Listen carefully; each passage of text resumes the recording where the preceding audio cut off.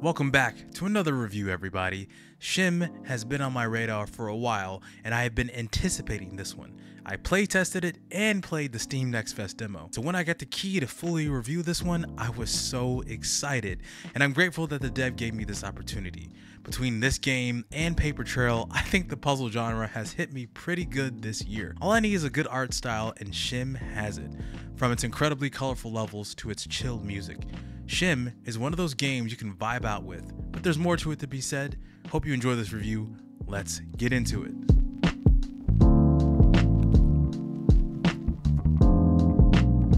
Developed by Edwin van der Woof and published by Extra Nice, SCHiM is a game about jumping from shadow to shadow in a relaxing and lively environment. This 3D platformer takes elements of light, shadow, and animation and adds them directly to the gameplay, delivering an experience that you will only find in SCHiM. Jumping from shadows is the main gameplay, as everything in this world casts a shadow that can be jumped to and from signposts to lamps, trains, cats, dogs, elephants, etc. You name it, there is a shadow from it. While your objective is to get from point A to point B, there is far more to it than that. The grander story is about a human that has lost his shadow and is up to the SCHiM to make its way back. In fact, SCHiM is the Dutch name for shadow, so it's fitting that your character to be named that. That is the main story, but as you move about each level, there are smaller stories being told. There is so much life in this world that you have to wonder, what is going on in this park? What are people shopping for in this grocery store, and what conversations are happening on this construction site? Yes, the people are the game mechanics, but they are also used to immerse you as you solve each puzzle. As I said, jumping from one shadow to the next is your main mechanic. If you are unable to get to a shadow off of the first jump, you do have an extra one that you can use before you are reset. One of the other main things your SCHiM can do is interact with every single object they are inhabiting. It is fun to see what happens when you jump from another person's shadow or jump into a car and honk it to see how people react.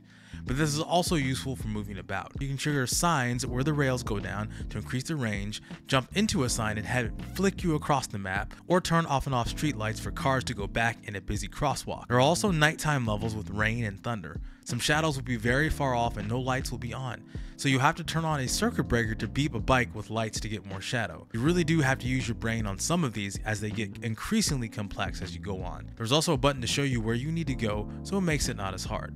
You will also meet small and big SCHiM and help some of the other SCHiM find their homes in the various collectibles in each level. They may range from a cone to a bike, but not only does it help you as the player move about the level, it also helps flesh out more of the story that all things have shadow. I can't get over how awesome the colors are. Each level has one solid color, sometimes more of a two-tone look to really accent the light and the shadows for the SCHiM.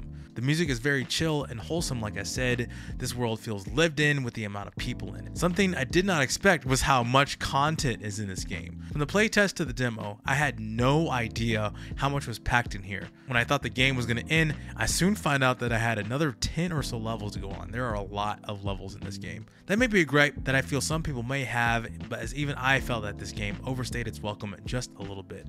But playing this game in shorter bursts may help.